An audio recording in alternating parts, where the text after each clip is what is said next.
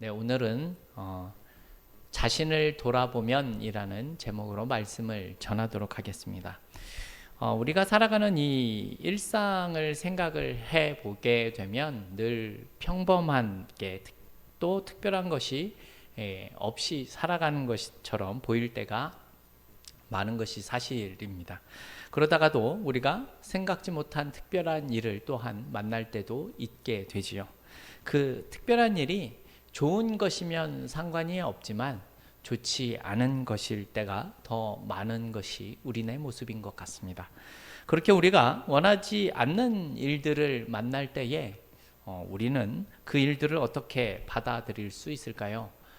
그냥 묵묵히 그것을 견딜 수도 있고 그 일에 대한 적절한 해결 방법을 찾아 고민하는 모습도 많이 있을 겁니다.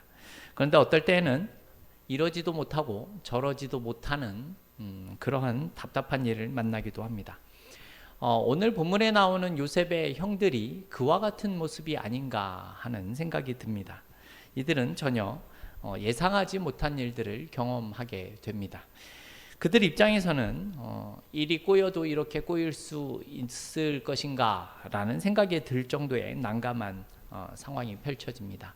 이러한 상황 속에서 이 요셉의 형들이 어떻게 하고 있는지, 왜 그런 일들이 벌어졌는지를 통하여서 우리가 배울 수 있는 모습들은 어떠한 것인지를 생각을 해보도록 하겠습니다.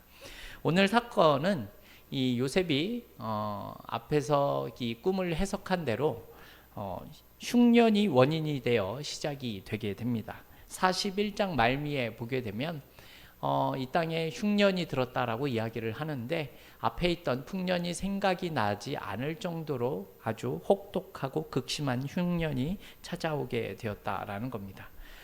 그런데 이 흉년이 단순히 애굽에만 있었던 것이 아니라 그 근처에 있는 고대 근동 지방 모든 지방에서 일어난 일처럼 보여집니다. 다행히 들리는 소식에 의하면 애굽에는 곡식이 있다라는 그런 소식을 듣게 됩니다.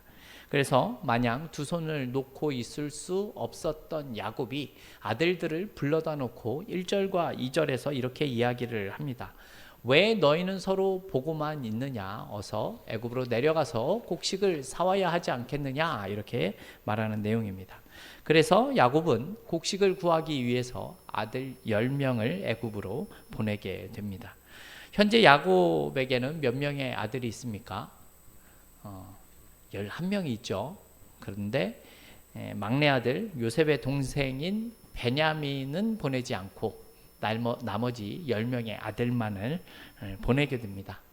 혹시라도 이 베냐민에게 무슨 일이라도 생길까 싶어서 이런 결정을 내리게 된 것이죠.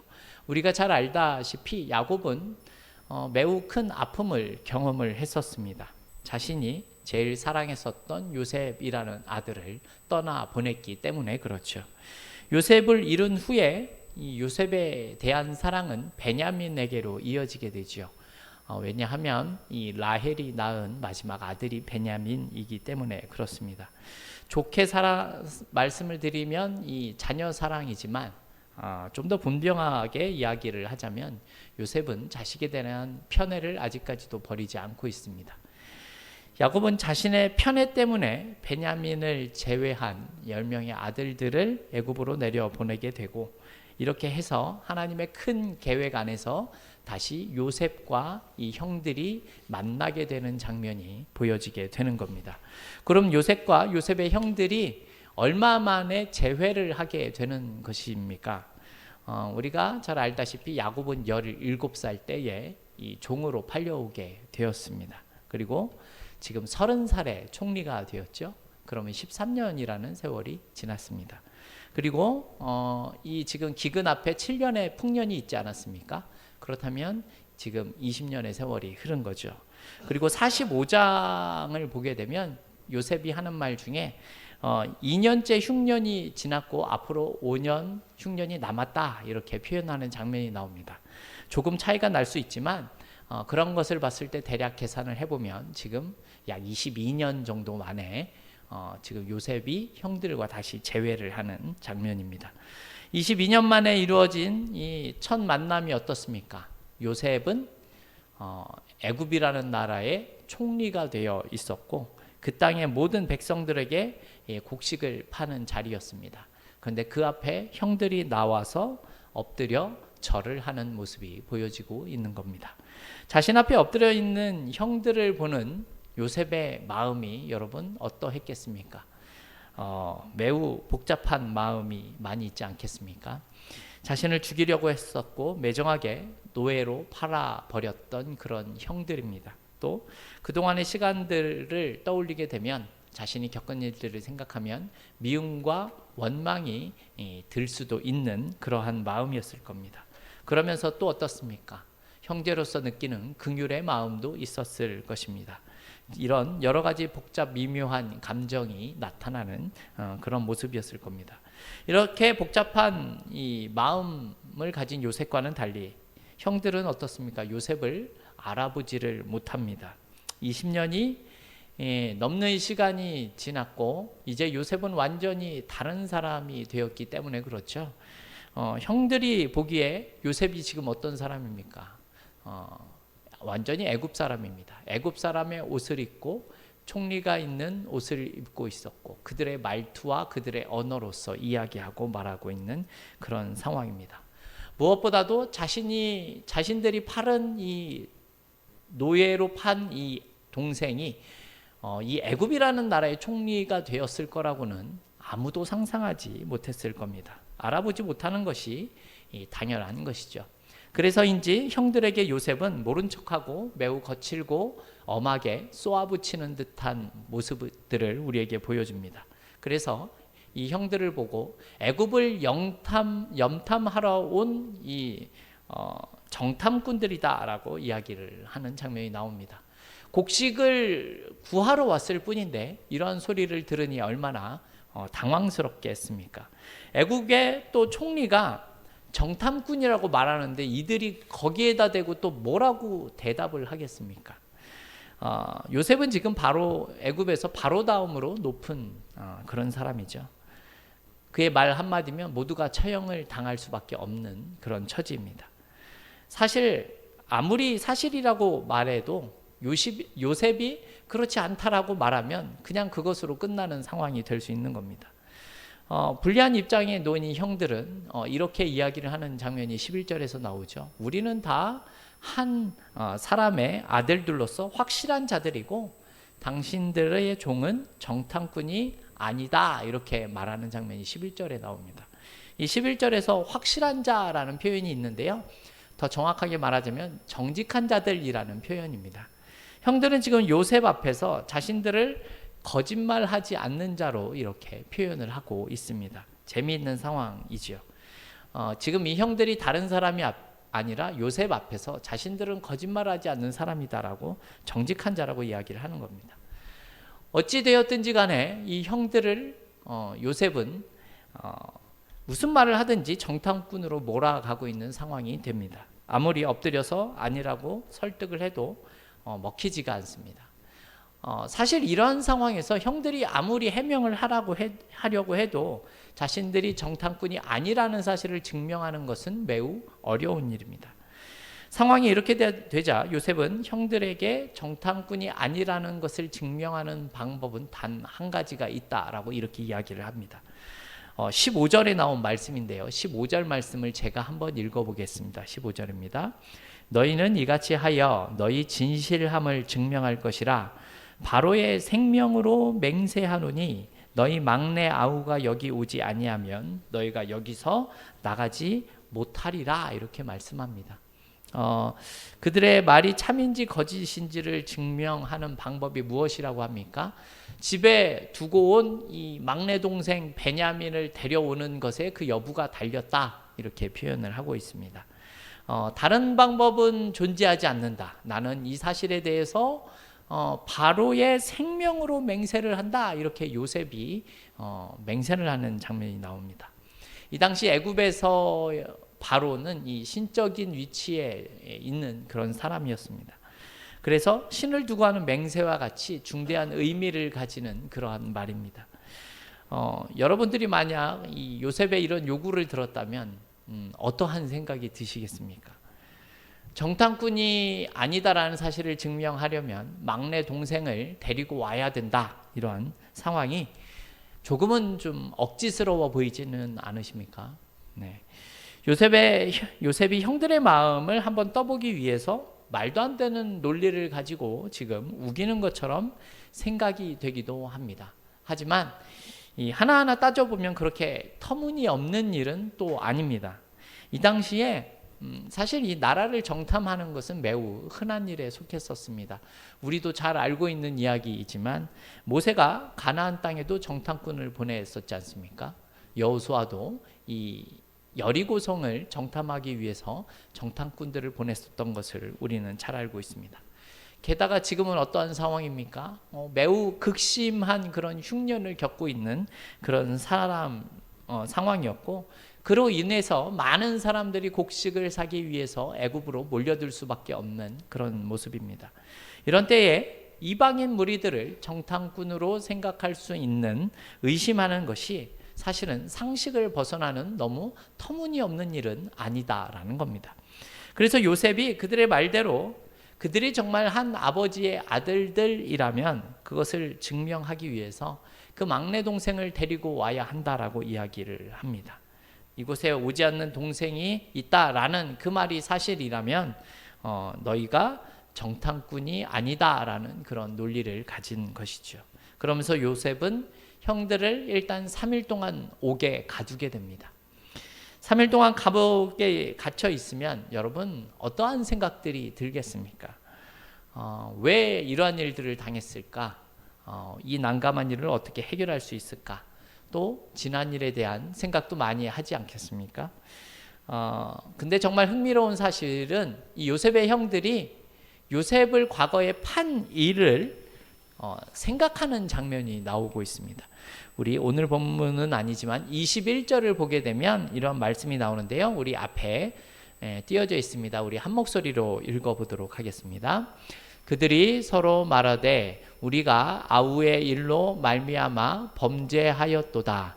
그가 우리에게 애걸할 때에 그 마음의 괴로움을 보고도 듣지 아니하였으므로 이 괴로움이 우리에게 임하도다. 아멘. 요셉을 판 일에 대해서 후회하는 장면이 보여지고 있는 그런 내용이지요. 우리가 지난번 전부터 이 창세기에 대해서 살펴보면서 알고 있었던 진리 중에 하나가 무엇입니까?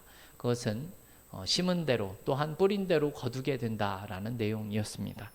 요셉의 형들은 지금 자신이 뿌린 것들을 거두고 있다라는 사실을 21절 말씀을 통해서 증거하고 있는 내용입니다. 그 죄에 대한 결과 때문에 우리가 지금 이런 고통을 당하고 있는 것이다 라고 말을 하고 있는 것이죠. 그래서 요셉에게 행한 일을 후회하며 괴로워하고 있는 그러한 모습입니다.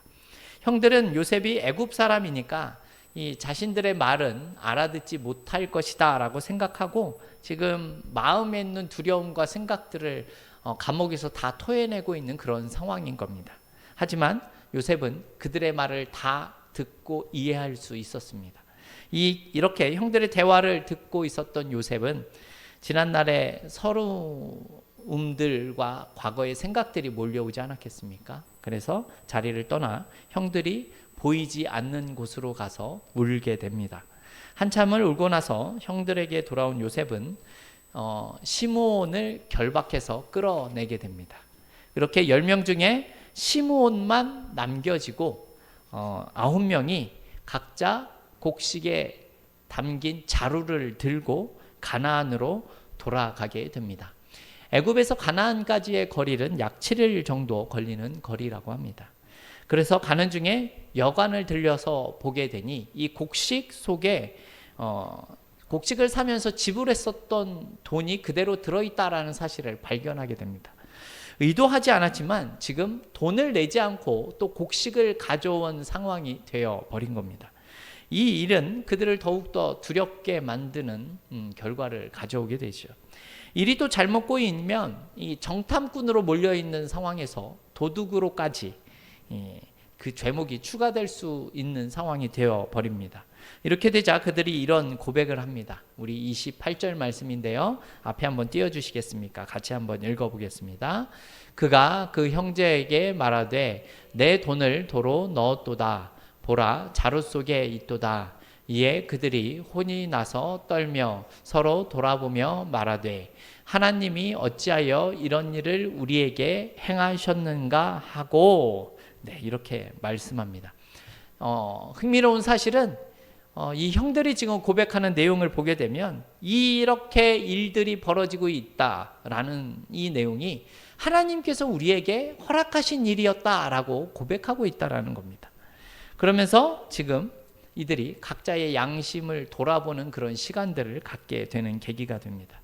결론적으로 그들은 지금 자신들이 겪고 있는 그 일들에 대해서 동생에게 저지른 그 죄와 해결되지 않은 그 죄에 대한 결과로서 이런 일들이 일어나고 있다라는 사실에 대해서 받아들이고 있는 모습을 우리에게 보여주고 있습니다. 하나님의 보응으로서 이런 일들이 생겨나고 있다라는 것입니다. 집으로 돌아온 형들은 다음 이제 애굽으로 가게 될 때에 이제 막내 동생인 베냐민을 데리고 갈 것인가라는 주제를 가지고 아버지와 설전을 벌이게 됩니다. 여기서 르우벤은 시므온을 다시 데려오기 위해서 이 막내 동생인 베냐민을 데려가야 한다라고 말을 하지만 야곱은 절대로 그럴 수 없다 이렇게 말을 하죠. 야곱이 36절에서 또 이렇게 이야기를 합니다. 우리 36절 말씀 좀 보여주시겠습니까? 우리 한 목소리를 읽어보겠습니다. 그들을 아버지 야곱이 그들에게 이르되 너희가 나에게 내 자식들을 잃게 하도다. 요셉도 없어졌고 시므온도 없어졌거늘 베냐민을 또 빼앗아 가고자 하니 이는 다 나를 해롭게 함이로다. 아멘. 야곱은 이미 요셉을 잃었습니다. 그리고 지금 시므온도 없어졌는데 이제는 베냐민까지 빼앗아 가려고 하는 그들의 요구에 대해서 괴로워하는 모습입니다. 아마 이 당시 야곱의 마음은 모두가 다 자신을 적으로 삼아서 괴롭게 한다라고 생각을 하고 있을 그런 상황일 겁니다. 그런데 사실 이 모든 일은 야곱이 요셉을 편애한 것에서부터 시작된 일입니다. 지금 베냐민을 생각하면서 야곱은 또다시 편애의 모습을 보이는 게 사실이죠. 하지만 르우벤이 자기가 이 문제를 해결하겠다라고 단호하게 이야기를 합니다. 본인이 베냐민을 다시 데리고 오지 못하면 자신의 두 아들을 죽이라라고까지도 말하고 있는 그런 상황이 됩니다. 야곱에게 르우벤이 확신을 주기 위해서 한 말이기도 하지만 이 가족들의 모습을 보게 되면 어떻게 이 상황을 헤쳐나가야 할 것인가에 대한 모습보다는 서로의 입장만을 이야기하고 있는 모습을 보여줍니다. 서로에 관한 믿음이 없다라는 사실을 보이는 말입니다. 아버지는 한 아들을 편애하고 다른 아들들은 신뢰하지 않습니다. 그러자 아버지의 신뢰를 받지 못한 아들은 그 아버지를 설득하기 위해서 하는 행동이 자식의 목숨을 거는 일이었습니다. 이 가정에 죄가 들어왔기 때문에 신뢰가 깨지게 되었고 죄로 인해서 이 망가진 가정의 모습이 이렇게 보여지는 내용입니다. 오늘 42장은 야곱이 베냐민을 보내지 않은 것에서부터 시작했고 결국은 베냐민을 보낼 수 없다는 것으로 끝이 납니다. 요셉이 죽고 베냐민만 남아있는데 이 베냐민마저 잃게 된다면 요셉은 자신의 목숨을 잃는 것처럼 생각을 하고 있다는 겁니다. 야곱의 반대에 부딪힌 형들은 어떻습니까? 이러지도 못하고 지금 저러지도 못하는 상황입니다. 애굽에 가려면 베냐민이 꼭 있어야만 합니다. 하지만 아버지 야곱은 베냐민을 데리고 가는 것을 허락하지 않습니다. 그렇다고 애굽에 가지 않으면 시므온을 또 구해낼 수가 없는 상황입니다. 진퇴양난의 어려운 상황이죠. 그런데 가만히 생각해 보면 이것은 시간 문제일 뿐입니다. 야곱이 지금은 반대를 하고 있지만 시간이 조금만 지나면 베냐민을 보낼 수밖에 없는 상황이 됩니다. 왜 그렇게 됩니까? 왜냐하면 흉년이 앞으로 5년이 더 지속이 되기 때문에 그렇습니다. 이렇다는 말은 앞으로 애굽에 가서 곡식을 사와야 하는 상황이 계속해서 벌어질 수밖에 없다는 것이죠. 결국 아들들을 애굽으로 보낼 수밖에는 없는 상황이 됩니다. 그래서 이 야곱의 아들들이 다시 애굽으로 떠나는 내용이 이 다음 장에서 계속이 되게 이어지게 됩니다. 오늘 본문을 보게 되면요, 이제 형들과 이 요셉의 입장이 완전히 바뀌어 있다라는 사실을 우리가 알게 됩니다. 괴로움을 당했던 자가 이제 괴로움을 주는 자가 되었고, 감옥에 갇혔던 자가 감옥에 가두는 자가 되었습니다. 우리는 요셉이 총리라는 것을 알고 있지만 이 사실을 모르는 형들은 얼마나 불안하고 두려웠겠습니까? 그래서 생각을 하게 됩니다. 요셉이 형들을 이렇게 대해도 여러분 괜찮을까요? 여러분은 이렇게 형들을 대하는 요셉의 모습이 어떠하다라고 생각이 드십니까? 형들이 요셉에게 행한 일을 생각을 해보면 그럴만하다 이렇게 생각을 할 수도 있겠지만, 한편 그런 모습이 있다고 하더라도 용서해주고 받아주는 것이 옳은 모습이 아니겠는가, 이런 생각을 충분히 하실 수 있을 것 같습니다. 그래서 조금 더 분명하기 위한 질문을 하나 하자면요, 지금 요셉이 형들에게 복수를 하고 있는 것일까요? 그렇지는 않은 것 같습니다. 그죠? 우리는 요셉이 형들에게 한 말을 통해서 생각을 해볼 수 있죠. 요셉은 16절에서 이렇게 말하는 내용이 있습니다. 내가 너희의 말을 시험하여 너희 중에 진실이 있는지 보리라 라는 내용이 16절에 나와 있습니다. 요셉은 형들이 자신의 진실함을 입증할 수 있는 방법을 언급하면서 시험하다라는 표현을 사용했습니다. 요셉은 지금 형들을 시험하고 있는 겁니다. 요셉은 형들의 양심을 깨우기 위해서 오늘 본문에서 첫 번째 시험을 했고, 형들이 다시 애굽에 방문했을 때 더 본질적인 두 번째 시험을 보이게 됩니다. 요셉이 한 일은 지금 형들로 하여금 자신들의 죄를 깨닫게 하는 역할을 하고 있다라는 것이죠. 그래서 꼭 필요한 과정이라고 할 수 있습니다. 요셉이 형들을 시험한 결과 형들이 자신을 돌아보게 되었고, 하나님께서 자신들의 죄를 다루고 계심을 지금 깨닫게 된 장면을 우리가 볼 수 있게 되었다라는 것이죠. 만약 요셉이 이렇게 하지 않고 시험하는 과정도 없이 형들을 그냥 받아주었다면 여러분 어떻게 되었을까요? 물론 그 상황은 좋게 잘 넘어가겠지만 형들 입장에서는 요셉이 총리가 되었는데 자신들을 그냥 이대로 받아준다면 정말 자신들을 용서하고 있는지 확신하기가 쉽지 않았을 겁니다. 갑자기 마음이 바뀌면 나를 어떻게 할 것인가에 대한 생각을 할 수도 있다는 것이죠. 요셉의 입장에서도 형들이 자신들에게 했었던 그 일을 이들이 정말 뉘우치고 있는지 아니면 잘못을 인정하고 있는지 그것을 알 수가 없는 상황입니다. 그래서 이들의 관계가 온전히 회복되거나 더 발전되기 어려운 상황이 될 수도 있다는 겁니다. 더세움교회 성도 여러분, 죄로 인해서 깨어진 관계는요, 그냥 회복되고 그냥 괜찮아지는 것이 아닙니다. 반드시 그에 대한 대가가 필요하고 회개와 용서의 과정이 필요한 것입니다. 회개와 용서의 과정이 있을 때 그 관계가 온전히 회복이 가능한 것이기 때문에 그렇다는 겁니다. 여러분, 이것은 우리와 하나님과의 관계 안에서도 우리가 충분히 알고 경험하고 있는 내용입니다. 하나님은 우리를 그냥 용서하실 수도 있지만 그렇게 하시지 않으셨습니다. 그렇죠? 그래서 어떻게 하십니까? 예수님께서 그 대가를 모두 다 치르게 하시고 우리가 회개함으로 돌이킬 때 우리가 하나님의 그 용서하심을 온전히 누릴 수 있는 그런 관계가 되었지 않습니까? 그렇다면 우리에게 이런 질문이 남습니다. 요셉의 형들처럼 우리에게 이렇게 어려운 일들을 만났을 때에 우리는 어떻게 해야 하는 것이 좋겠습니까?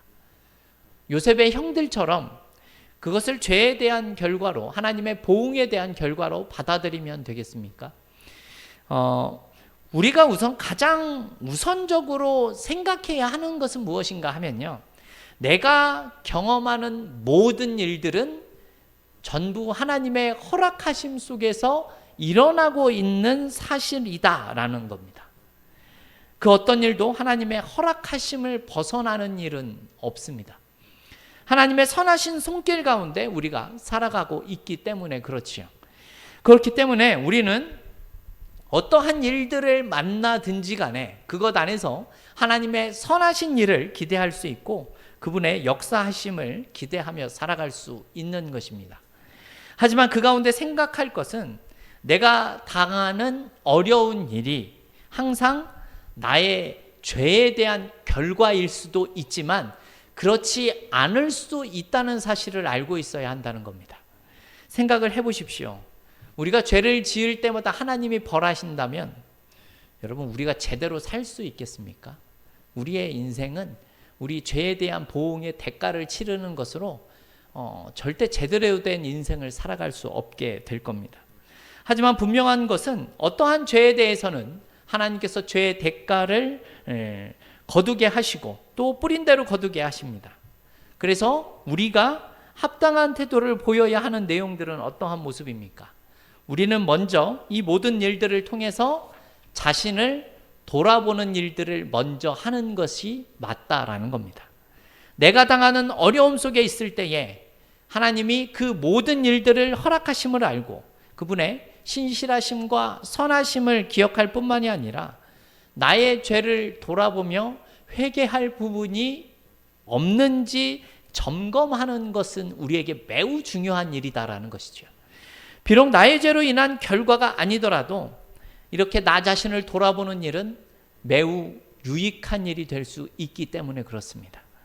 그것이 여러분 우리에게 있어서 절대로 손해보는 일이 될 수는 없다라는 겁니다. 여기서 한 가지를 덧붙이면 그런 과정은 우리 늘 자신에게만 대한 것이 되어져야 합니다. 무슨 말인가 하면요. 다른 사람이 겪은 일에 대해서 우리는 함부로 평가하거나 이야기해서는 안 된다라는 겁니다. 그렇게 하게 된다면 우리는 욥의 새 친구들과 같은 모습을 보이게 되는 것이고 바리새인들과 같은 모습을 보일 수밖에는 없게 되는 겁니다. 어려운 일을 당할 때 자신에 대한 점검은 여러분 항상 나 자신을 향한 것이어야 하고 다른 사람을 향한 것이 되어서는 안 된다라는 말씀입니다.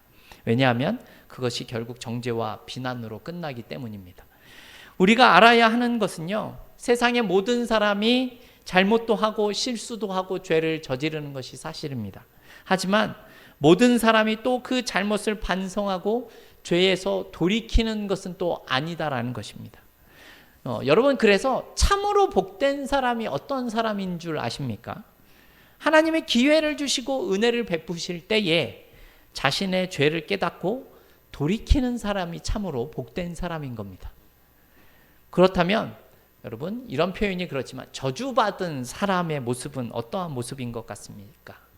그냥 죄를 저지른 것이 아니라 죄를 돌이키지 않고 계속해서 죄 속에 있는 사람의 모습이 바로 여러분 저주를 받은 사람의 모습일 수밖에 없는 겁니다.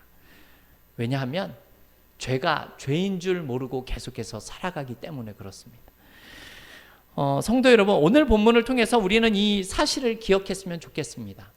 하나님은 우리에게 있어서 작은 인도하심에 대해서 이런 세밀한 역사하심을 통하여서 자신을 우리가 돌아보고 하나님 앞에 나아가는 모습이 있다면 여러분 우리의 모습은 어떻게 되겠습니까? 그것이 우리에게 어려운 모습이 된다고 하더라도 결국 우리는 보다 더 하나님이 원하시는 모습으로 이 세상을 살아갈 수 있게 되는 것입니다. 그래서 우리에게 주어지는 작은 일들과 우리의 일상에서 반복되어지는 그런 모습들이 모두 다 하나님의 역사하심이다라고 우리가 생각을 하고 민감하게 받아들일 수 있는 모습이 필요하다라는 겁니다.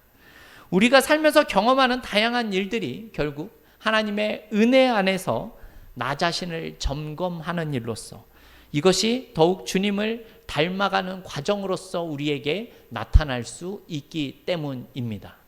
저와 여러분은 우리 모두가 우리의 삶 속에서 이런 은혜로운 모습으로 살아갈 수 있기를 주님의 이름으로 축원합니다.